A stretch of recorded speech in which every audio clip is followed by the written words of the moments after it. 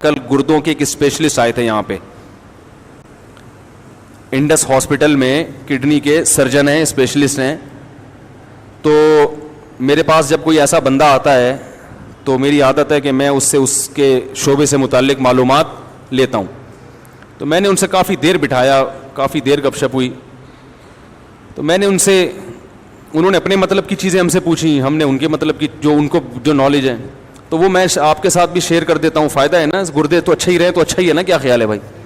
گردے تو سب کو اللہ نے دیے. کوئی دنیا میں گردے لیس آدمی تو آج تک میں نے دیکھا نہیں ہے.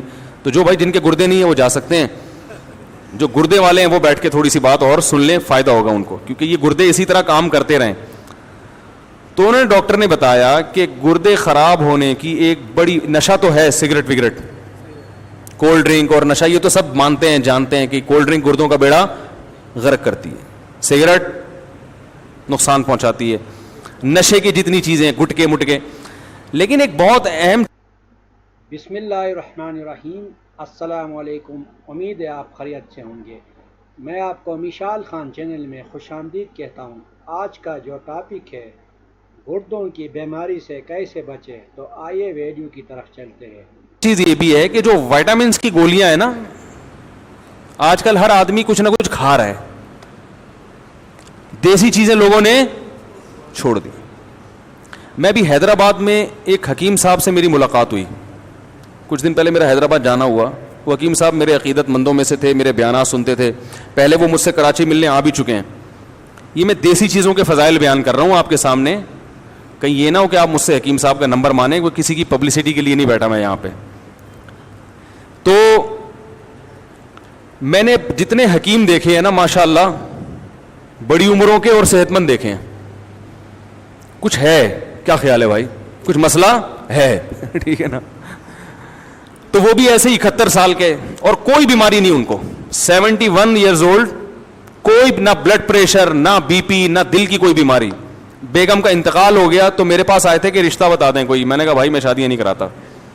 میں نے کہا ابھی 71 سال میں آپ کو کیا ضرورت ہے؟ کہہ رہے نہیں بھائی ہم ضرورت ہے ٹھیک ہے. تو کوئی پیسہ اللہ نے بہت دیا تو کہہ رہے ہیں کوئی رشتہ بتا دیں، کوئی بیوہ ہو، طلاق یافتہ ہو، اللہ نے کا دیا مال بہت ہے، پیسہ بھی ہے، عزت بھی ہے. تو میں نے کہا بھائی میں تو وہ نمبر دے دیتا ہوں رفیع بھائی کا. تو وہ چونکہ بڑے حکیم تھے تو میں نے ان سے حکمت کے بارے میں کافی معلومات لینا شروع کی. ان کے پردادا نے ایک انگریز کا علاج کیا، انگریز کے دور حکومت میں. پردادا یا دادا، وہ انگریز بیمار تھا اور تمام ڈاکٹر اس انگریز کو جواب دے چکے تھے.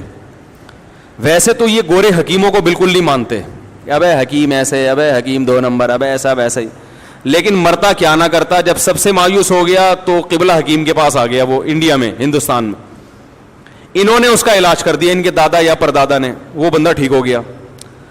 تو اس گورے نے، آفیسر تھا وہ مرتے مرتے اللہ نے اس کو زندگی دی.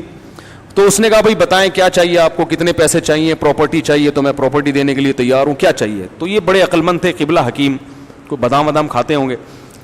انہوں نے کہا بھائی ایک سرٹیفکیٹ بنا دو، اس پہ اپنی اسٹیمپ لگا دو کہ میں نے تمہارا علاج کیا ہے جبکہ تم لا علاج تھے. یہ سرٹیفکیٹ میری اولادوں میں چلے گا. یہ ایک حکمت کی دلیل ہوگی. کس کے ہاتھوں سے لکھی ہوئی؟ گورے کے، انگریز کے ٹھیک ہے نا. کہ بھائی حکیم بھی اتنے خالی، بولو نا کیا ہو گیا، اتنے خالی نہیں ہوتے جتنا ان کو سمجھا جاتا ہے. تو ایک سرٹیفکیٹ، ایک اسٹیمپ، تو وہ ابھی تک ان کی نسلوں میں چلا آ رہا ہے، اس گورے کے ہاتھ سے لکھی ہوئی تحریر اور اس کی اسٹیمپ. وہ آفیسر تھا. تو یہ حکیموں کی صحتیں اتنی اچھی کیوں ہوتی ہیں؟ اس لیے کہ تمام دوائیں بچوں کی پہنچ سے دور رکھتے ہیں اور خود بھی ان کی پہنچ سے دور رہتے ہو. دوا کا اصول ہے شدید ترین ضرورت کے بغیر استعمال نہ کی جائے. آج ذرا آئرن کی تھوڑی سی کمی، آئرن کے کیپسول پھانکنا شروع کر دیے. فلاں چیز کی کمی، فلاں کے کیپسول. ابے بھائی آئرن کی کمی ہے تو سیب کھا لے، پالک کھا لے. اللہ کے بندے، پالک سے تو ویسے پتری ہوتی ہے، سیب کھا لے. لائف اسٹائل کو تمیز سے ٹھیک کر لے، تو جلدی سو لے، صبح جلدی اٹھ لے، ایکسرسائز کر لے، اندر کا سسٹم صحیح ہوگا تو آئرن کی کمی، کسی میں کیلشیم کی کمی تو کیلشیم کی گولیاں پھانکنا شروع کر رہا ہے وہ. جب آپ کے اندر کا سسٹم ٹھیک نہیں ہوتا تو کسی نہ کسی چیز کی کمی ہوتی ہے. جب اندر کا صحیح ہوتا ہے نا آدمی، تو جو کھائے گا ساری چیزیں پوری ہوں گی اس سے. یہ جو گندم کی روٹی ہے اس میں اللہ نے دنیا کی ہر چیز ڈال دی ہے.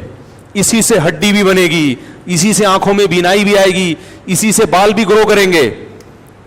گندم کو, میرا بیان سن لیں دوبارہ, آڈیو بیان ہے, گندم کی روٹی. تو جب اندر کا سیٹ اپ صحیح نہیں ہوتا تو پھر ساری چیزیں کیا ہو جاتی ہیں.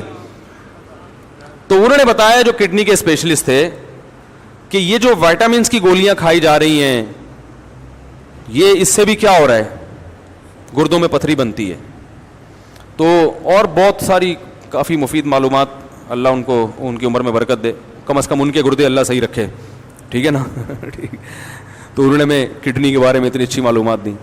تو دواؤں, پیناڈول ہے, ذرا سی ٹینشن ہوئی, تھکاوٹ ہو رہی ہے, 2 گولیاں پیناڈول پھانک کے, ابے بھائی تو جب تھکاوٹ ہو رہی ہے سو جا, تو آرام کر لے, تھوڑا گرم پانی سے نہا لے, کیا خیال ہے, تھوڑے پٹھے وٹھے کیا ہو جائیں گے, کھل جائیں گے, مالش کر لے.